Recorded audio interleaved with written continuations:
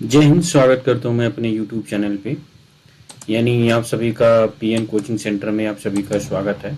आज हम RRB group D यानी रेलवे ग्रुप डी का जो क्वेश्चन पे हम लोग चर्चा करेंगे। प्रीवियस ईयर के क्वेश्चन रहेंगे ये सारे, और ये हमारा 17वां वीडियो है। तो इसमें हम लगभग 15 क्वेश्चनों पे चर्चा करेंगे, जैसे मैं हर एक वीडियो में आपको बताता हूँ। इसमें आपको जीके, जीएस, रीजनिंग और मैथ के क्वेश्चन रहते हैं, जो कि पिछले ईयर के क्वेश्चन सारे रहते हैं, ये जो रेलवे ग्रुप डी में पूछे गए हैं। ठीक है, तो अभी जो रेलवे ग्रुप का जो एग्जाम आने वाला है उससे रिलेटेड सारे क्वेश्चन रहेंगे आपको। और अगर आपको वीडियो अच्छी लगती है तो आप लोग वीडियो को लाइक कीजिएगा, साथ में चैनल को सब्सक्राइब भी कर लीजिए, ताकि आने वाली इन्फॉर्मेटिव वीडियो आपको मिलती रहे। ये सारे क्वेश्चन बिल्कुल GK, GS, reasoning and math से रिलेटिव सारे क्वेश्चन रहेंगे आपको। ठीक है, तो आइए हम लोग स्टार्ट करते हैं और देखते हैं कौन कौन से क्वेश्चन आपको मिलने वाले हैं इसमें। देखिए, पहला क्वेश्चन आपकी स्क्रीन पे दिख रहा है। कह रहा है कि गोली लेंस की वृत्ताकार सीमा रेखा का प्रभावी व्यास क्या कहलाता है। ठीक है, तो ये ऑप्शन नंबर पहला इसका राइट आंसर है, द्वारक कहलाता है। ठीक है, तो इसका जो करेक्ट आंसर होगा द्वारक। इसमें 3 ऑप्शन और दे रहेंगे, फोकस, वक्रता त्रिज्या, वक्रता केंद्र। तो ऑप्शन क्या कहलाएगा? द्वारक कहलाता है। ठीक है, क्वेश्चन को एक बार दोबारा मैं रिपीट कर देता हूँ। कह रहा है एक गोली लेंस की वृत्ताकार सीमा रेखा का प्रभावी व्यास क्या कहलाता है? द्वारक कहलाता है। ठीक है, ऑप्शन नंबर पहला आपका राइट आंसर होगा। अगला क्वेश्चन है, कह रहे निम्नलिखित में से कौन सा एक प्रमुख राष्ट्रीय अनुसंधान वित्त पोषण अभिकरण है जिसका मिशन अनुसंधान एवं विकास के आशंकित प्रतिस्पर्धी समर्थन के माध्यम से त्वरित मोड में भारतीय विज्ञान और अभियांत्रिकी की गुणवत्ता और पदचिह्न को उच्चतम वैश्विक स्तर तक ले जाना होता है।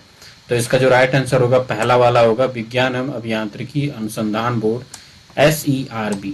ठीक है, दूसरा है वैज्ञानिक अनुसंधान विभाग, तीसरा है विज्ञान एवं औद्योगिक अनुसंधान विभाग, और आपका चौथा है अंतरिक्ष विभाग। तो इसका जो राइट आंसर होगा आपका पहला वाला करेक्ट आंसर होगा, यानी विज्ञान एवं अभियांत्रिकी अनुसंधान बोर्ड। अगला क्वेश्चन है, कार्य निम्नलिखित को सरल कीजिए। देखिए, ऑप्शन तो यहाँ पे दे दिया है, 19 इसका राइट आंसर होगा, लेकिन इसको सॉल्व कैसे करेंगे आप लोग यहाँ पे ध्यान दीजिए। तो देखिए, सॉल्व करने के लिए आपको क्या करना होगा, पहले तो हम लोग इसको सही भिन्न में बदल लेंगे। तो 2 का नम 2 1 3, तो 3/2 हो जाएगा, और जब इसका गुणा हो जाएगा तो कितना हो जाएगा? ये हो जाएगा आपका 66/2 हो जाएगा। ठीक है, तो 66/2 हो जाएगा। पहले हम लोग लिख लेते हैं 66/2, ये हो गया, प्लस 10 हो गया। ठीक है, अब इसको हम लोग काट देते हैं, 5 दूना 10, तो ये आपका प्लस कितना हो जाएगा? ये भी सॉरी, ये गुणा है आपका, गुणा 10 होगा, अब प्लस 2 हो जाएगा, और हम लोग इसका गुणा करा देंगे तो 8 दूना 16 होगा, -16 हो जाएगा यहाँ पे। ठीक है, तो ये हो गया आपका। अब इसको हम लोग काट देते, 2 का नम 2, तो हो जाएगा 33।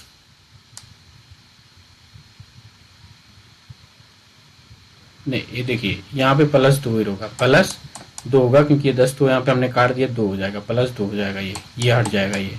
ठीक है, 33 रहेगा, +2 हो जाएगा, और -16 हो जाएगा।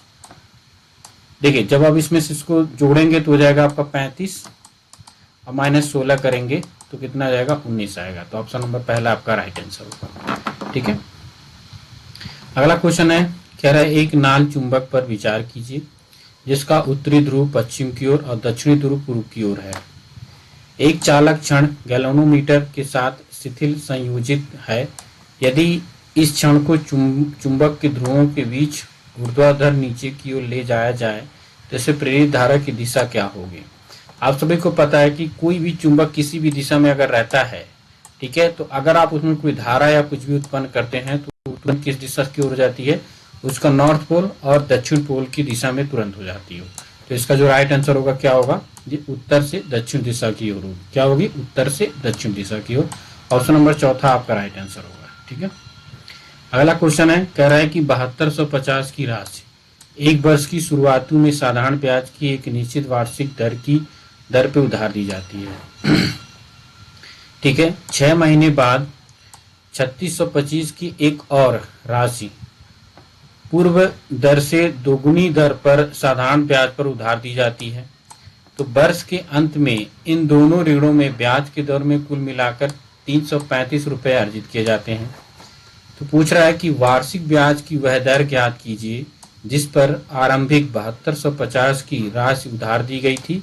तो उत्तर आपको किसमें है, 2 दशमलव तक देना है। तो इसमें देखिए राइट आंसर 2 दिया है, 3.08% तक तो इसका राइट आंसर है। लेकिन इसको हम लोग सॉल्व कैसे करेंगे, इस चीज पर हम लोग चर्चा कर लेते हैं। देखिए काफी इंपॉर्टेंट क्वेश्चन है, और इसको सॉल्व करने के लिए आपको क्या करना है, बस वही नॉर्मल वाला सूत्र आपको लगाना है, यानी इंटरेस्ट आपको निकालना है। तो आई बराबर क्या होगा, P1 पहले हम लोग पहले के निकालते हैं, यानी 7250 के निकालते हैं, ठीक है।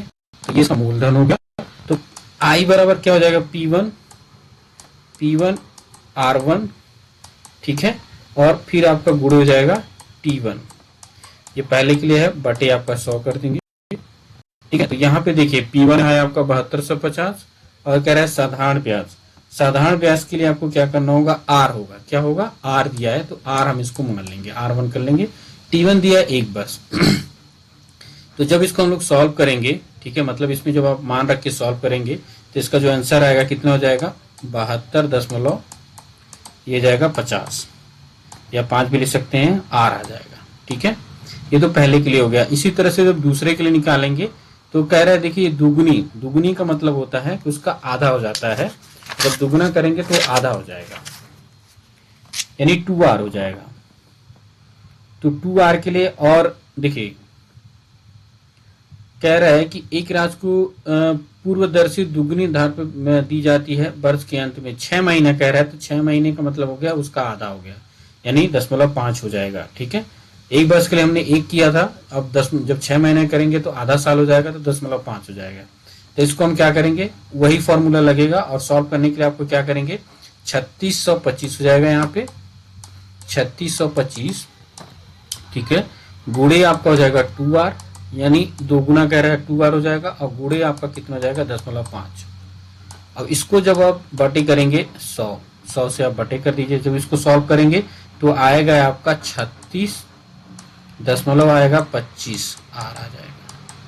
देखिए ये दोनों इंटरेस्ट आपका निकल गया, दोनों इंटरेस्ट को आप जोड़ देंगे तो कितना आएगा, दोनों इंटरेस्ट को जोड़ने के बाद आपका आएगा 108, कितना आएगा 108 दशमलव कितना आएगा 5, ठीक है। अब R हम निकालेंगे तो R, अब देखिए टोटल दिया कह रहा है, टोटल ब्याज कितना दिया है 325 अर्जित किए जाते हैं।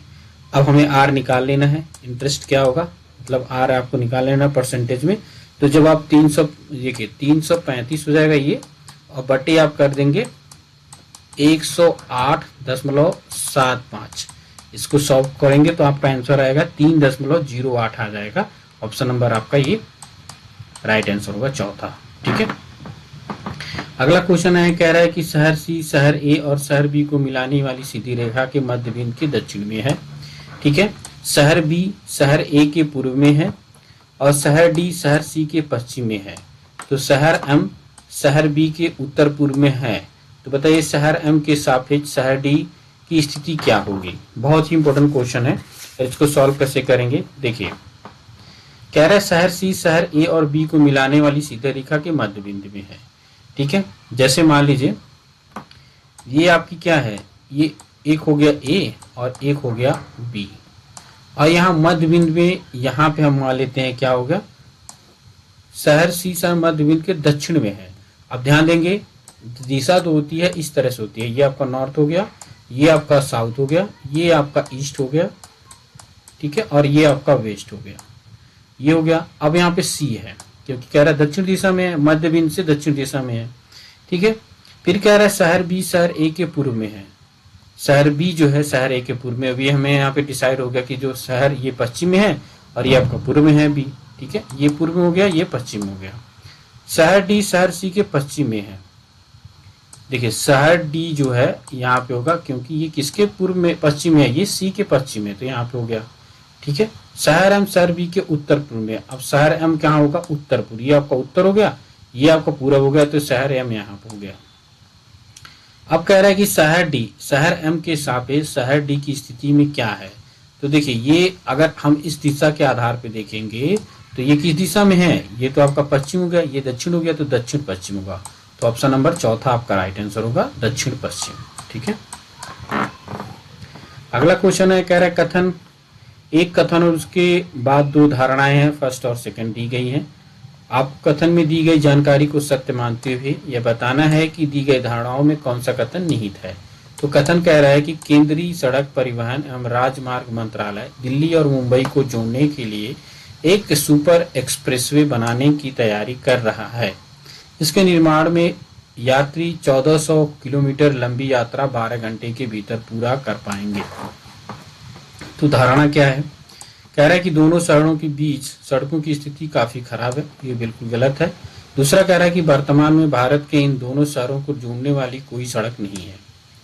तो देखिए, इसमें ये दोनों ही धारणाएं गलत हैं। ये रीजन क्या है? क्योंकि देखिए, ऐसा तो हो ही नहीं सकता कि सड़क खराब है, या ऐसा ही भी नहीं सकता कि दोनों जो है दोनों शहर को जोड़ने के लिए कोई धारणा नहीं है। तो कह रहा है न तो एक धारणा एक और न ही दो ही निहित करती है, क्योंकि इसमें कोई ऐसा कथन में ऐसा कुछ दिया ही गया नहीं गया है कि देखिए सड़क खराब है, या कोई ऐसी धारणा नहीं है। तो दोनों ही गलत है आपका। तो ऑप्शन नंबर दूसरा राइट आंसर होगा। ठीक है, अगला क्वेश्चन है, कह रहा है भारत में बजट घाटे को पूर्ण करने वाली तदर्थ ट्रेजरी बिल प्रणाली 1 अप्रैल से बंद कर दी गई। कब की गई थी? ये 1957 में की गई थी। 1 अप्रैल 1957 में किया गया था। ठीक है, अगला क्वेश्चन है, कह रहे निम्नलिखित में से कौन सा निकटतम मान को दर्शाता है जिसमें समीकरण चिन्ह को पूरा करेगा।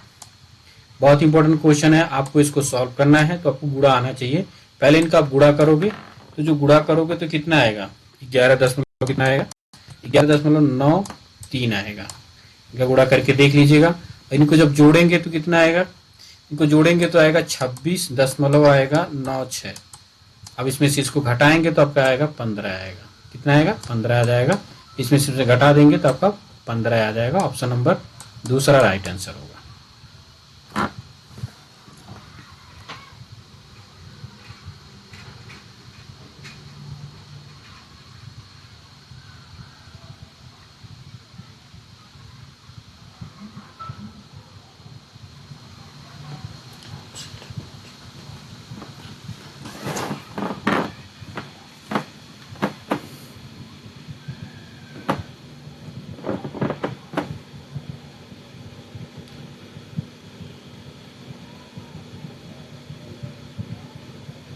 अगला क्वेश्चन है, आपकी स्क्रीन पे दिख रहा है, कह रहा है एक कथन और उसके बाद 4 निष्कर्ष दिए गए हैं। दिए गए कथन के आधार पर ज्ञात कीजिए कि कौन सा निष्कर्ष सत्य है। ठीक है, तो आपको यहाँ पे निष्कर्ष दिया गया है। कह रहा है L is greater equal to H है, इक्वल टू पी है, इज लेस देन 0 है, इक्वल टू डी है, या इसके बराबर है। तो इसका जो राइट आंसर होगा, देखिए यहाँ पे निष्कर्ष दिया गया है। तो देखिए एल तो 0 से बड़ा नहीं है,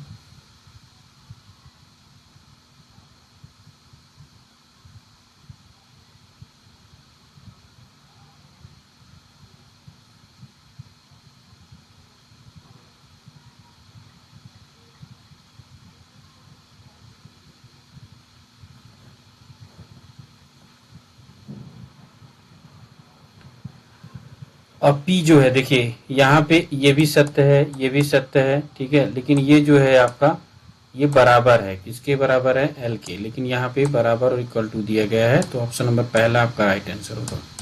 ठीक है, अगला क्वेश्चन है, करें निम्नलिखित चार्ट पाई के अध्ययन कीजिए और पूछे गए प्रश्न का उत्तर दीजिए। कह रहे दिए गए पाई चार्ट पे वर्षों को प्राप्त शिकायतों की संख्या को दर्शाता है। 4 वर्षों से मिलाकर प्राप्त हुई शिकायतों का कुल संख्या 200 है। तो आपको इसको सॉल्व करना है। कैसे सॉल्व करेंगे? कह रहा है कि 2001 और 2003 में मिलाकर प्राप्त हुई शिकायतों की कुल संख्या 2002 में प्राप्त हुई शिकायतों की कुल संख्या का अंतर कितना है। टोटल संख्या कितनी है? शिकायतें कितनी है? 200। और यहाँ पे देखिए 2001 में कितना है? 45। कितना है? 45%। और 2002 में, और यहाँ पे कह रहा है 2001 हो गया और ये 2003 हो गया। कह रहा है 2001 और 2003, तो ये 2000 आपका ये 2003 हो गया, ये 2001 हो गया। तो और ये कितना है? 25 है। तो इनको जोड़ दीजिए तो 25 और 45 कितना हो गया आपका? 70 हो गया। कितना हो गया? 70% हो गया। ठीक है, और फिर कह रहा है मिलाकर कुल संख्या 2000 प्राप्त हुई शिकायतों की संख्या का अंतर कितना है। अब देखिए 2002 में जो घटना थी इसको घटा दीजिए। 70 है, 70% है, माइनस कीजिए 20, तो कितना आ गया? 50% आ गया। ठीक है, अब कह रहा है 50% तो संख्या हो गया। तो कह रहा है कुल संख्या कितनी है? 200 है। तो 200 का 50% कितना होगा, 100 होगा। तो ऑप्शन नंबर पहला आपका राइट आंसर होगा 100 संख्या। कितने का अंतर हो गया, 100 संख्या का।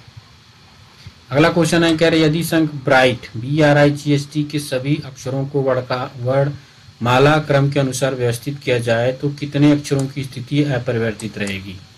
देखिए लिखते हैं हम लोग, बी लिखते हैं पहले, ठीक है, फिर जी आ जाएगा, एच आ जाएगा, आई आ जाएगा, ठीक है, उसके बाद आर आ जाएगा, फिर टी आ जाएगा। तो कह रहा है कितने अक्षरों की स्थिति अपरिवर्तित रहेगी। तो देखिए यहां पे एक तो टी का अपरिवर्तित है, दूसरा आपका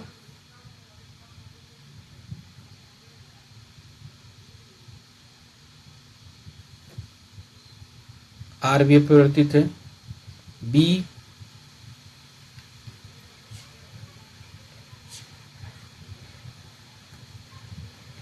एक तो यहाँ पे राइट हो गया। उसको यहाँ पे देखिए ऑप्शन में दिया 2, लेकिन 2 को आपको यहाँ पे फाइंड करना है। BRI तीसरे पे चला गया ये,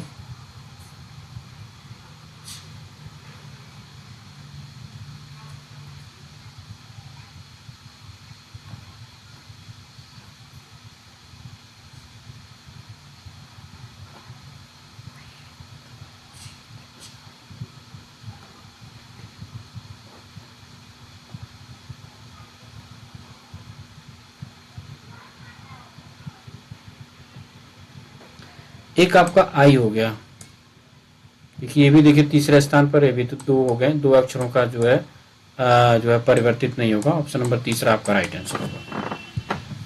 14वां क्वेश्चन है, कह रहे दिए गए अक्षर युग में पहला अक्षर समूह एक निश्चित तर्क के आधार पर दूसरे अक्षर समूह से संबंधित है। तो दिए गए युग्मों का ध्यानपूर्वक अध्ययन कीजिए और दिए गए विकल्पों में से उस का चयन करें जो समान तर्क का पालन करता है। तो देखिए अगर आप इनमें देखेंगे, इसको ध्यान से देखिए, तो देखिए उल्टा दिख रहा है, M है फिर N है, P फिर Q है, V और W है। तो यानी यहां से अगर देखेंगे तो या तो ये -1 हो रहा है, ठीक है। यहाँ पे भी देखिए D हो गया, E हो गया, Q हो गया, R हो गया, फिर I हो गया, फिर G हो गया, ठीक है। उसी तरह से आप इसमें भी मैच कीजिए, Y के बाद H आता नहीं है, ठीक है, ये भी गलत है। I J आएगा, यहाँ पे M दिया, गलत है। N और V दिया है, लेकिन इसमें देखेंगे आप तो HI फिर FGST। तो ऑप्शन नंबर आपका कौन सा होगा, राइट आंसर आपका तीसरा होगा। अगला क्वेश्चन है, कह रहे ABCD और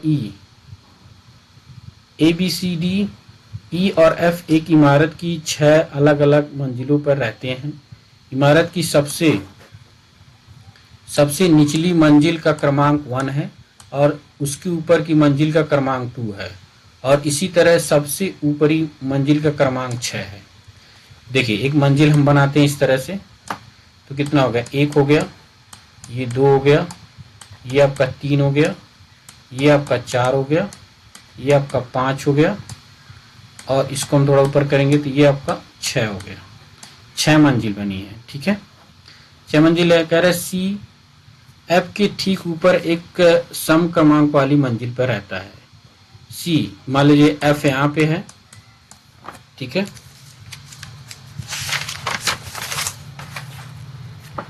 F यहाँ पे है, तो C इसके ऊपर एक सम वाली संख्या पे रहता है, यानी दूसरे स्थान पे रहता है, ठीक है, लेकिन छठी मंजिल पर नहीं रहता, छठी मंजिल पे नहीं रहता है, ठीक है। F और E के बीच केवल 3 व्यक्ति रहते हैं, F और E के बीच, तो 1 2 3, चौथे नंबर पे कौन रहेगा, E रहेगा, क्योंकि इसके बीच में कितने व्यक्ति हैं, 3 व्यक्ति रहते हैं, ठीक है। फिर कह रहा है यदि B E से 2 मंजिल नीचे रहती है, B जो है E से 2 मंजिल नीचे रहती है,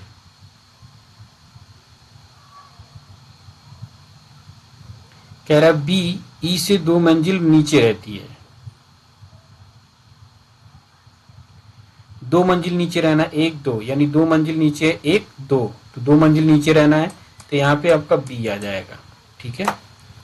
और A सबसे ऊपर मंजिल पे नहीं रहता है, A सबसे ऊपर मंजिल पे नहीं रहता है, तो कहाँ रहेगा, यहाँ पे A रहेगा, ऊपर सबसे जाएगा D पर चला जाएगा। तो कह रहा है कि D और C के ठीक मध्य में कितने व्यक्ति हैं, तो कि 3 होंगे, 1 2 3, तो 3 व्यक्ति होंगे। तो ऑप्शन नंबर चौथा आपका राइट आंसर। ठीक है, तो ये थे। और अगला क्वेश्चन है, कह रहा है कि 1001 दिवसीय अंतर्राष्ट्रीय मैच खेलने वाला पहला देश कौन है। कह रहा है श्रीलंका, पाकिस्तान, भारत या ऑस्ट्रेलिया। तो ऑप्शन नंबर तीसरा राइट आंसर होगा भारत। ठीक है, ये थे आपके 15 क्वेश्चन जो कि काफी इंपॉर्टेंट है। आप लोग ऐसे चैनल पे बने रहिए, लाइक कीजिए, शेयर कीजिए, सब्सक्राइब कीजिए। जय हिंद।